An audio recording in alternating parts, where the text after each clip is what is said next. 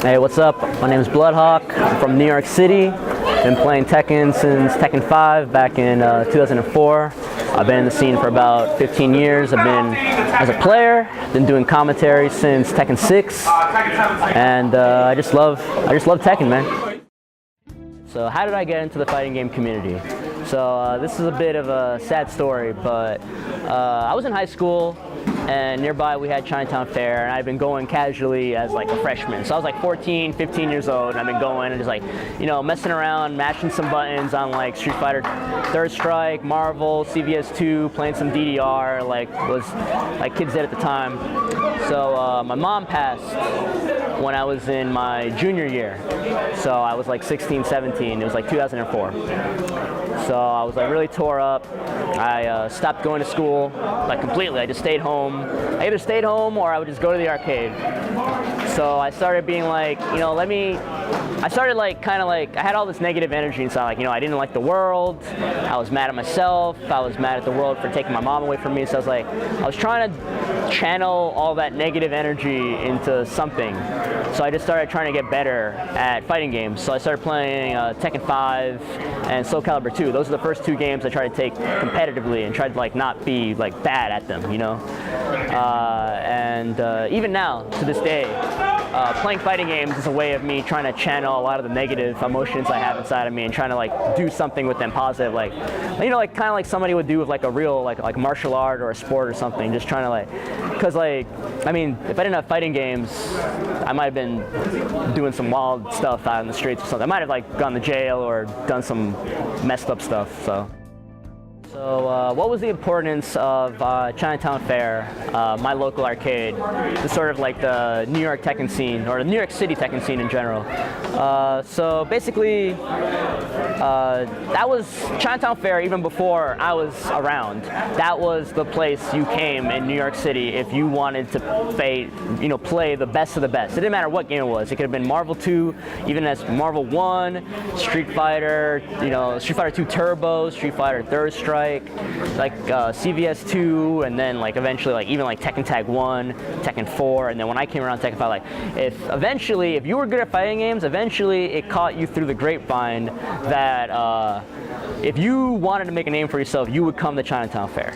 So for me, I was already going. So I already saw a bunch of these like top players playing before like they got like, I saw Justin Wong. I saw, you know, Henry Sen before he became an arcade owner at Next Level. I saw like EMP Hero, EMP Blood Red, L.I. Joe, all these guys that people know today. I saw them and would, you know, like interact. IFC Yipes, Chris Matrix. I would see these guys in the arcade.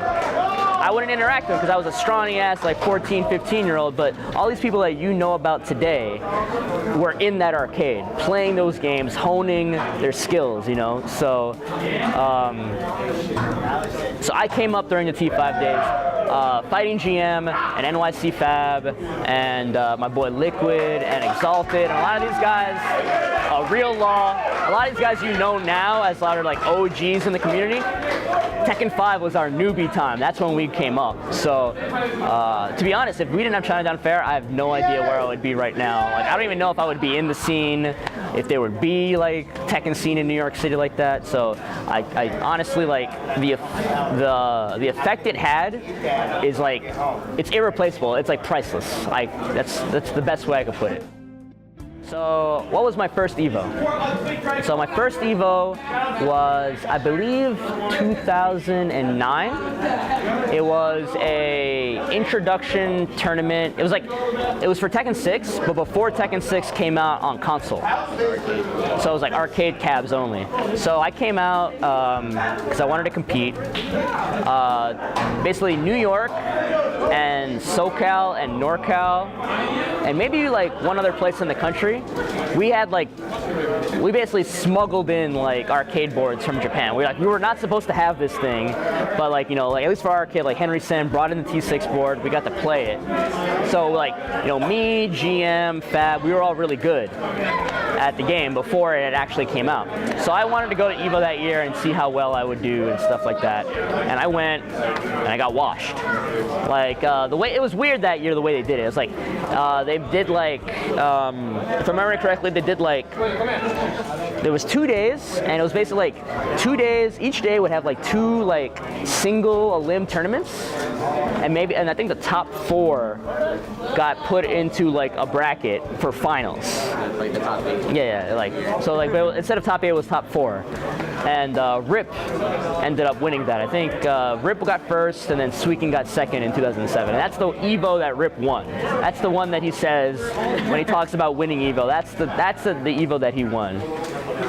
And that was my first time going to EVO in the Tekken 6 days. After that, I went again I think I went again in the Tekken 6 days, and I like kind of drowned in pools. Like right before I think I lost to like K30 from NorCal, and then I lost to Eris. Right around the time that streaming got popular, so I lost to Eris like back then. But he was still like a really good player. That was around the time that he qualified to go to Japan for SBO as well. I didn't go at all for Tag 2. I think the second EVO I went for T6 was when they were showing Tag 2, like the arcade version, and letting people play it before it came out. So that might have been the reason I went as well. And then I went for T7 the very first year when it was still like the dev boards. I got top 16 then. And then last year I went, that was my 4th EVO last year for T7, and I got like top 64. So I went to EVO 4 times. You know, it's always a good time, but it's definitely a different tournament. It's definitely the hardest tournament you will ever play in for many reasons, but if you've never been to EVO, I recommend you at least go once. It's definitely an experience. What's my favorite part of traveling to events? Really, it's making friends. It's either meeting new people in new regions and like talking about Tekken and playing them and seeing like, you know, who are the best people here, how you match up. And then after that point, like after I've gone someplace the first time, I get excited about going back because I'm like, then I can see those people that I've made friends, like, you know, like it's like visiting old friends again.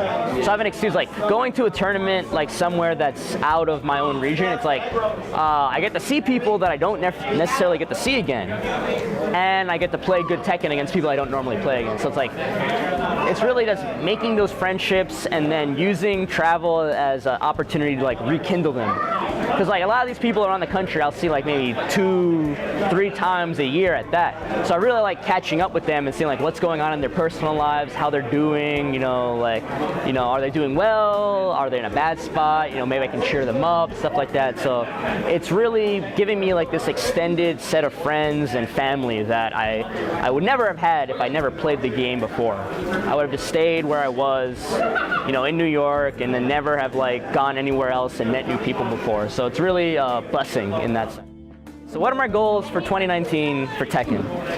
As a competitor, I hope to maybe like place pretty high in Tekken World Tour rankings. I'm not going to have many opportunities to go to big events, so I'm hoping I can maximize those. And you know, I probably won't qualify, but I hope I get noticed, and you know, I can put the characters that I play on the map a little bit better. Leo, Kazumi, Marduk. I hope people can enjoy the way I play, and you know, like if I have any fans out there, I hope they can cheer for me at there.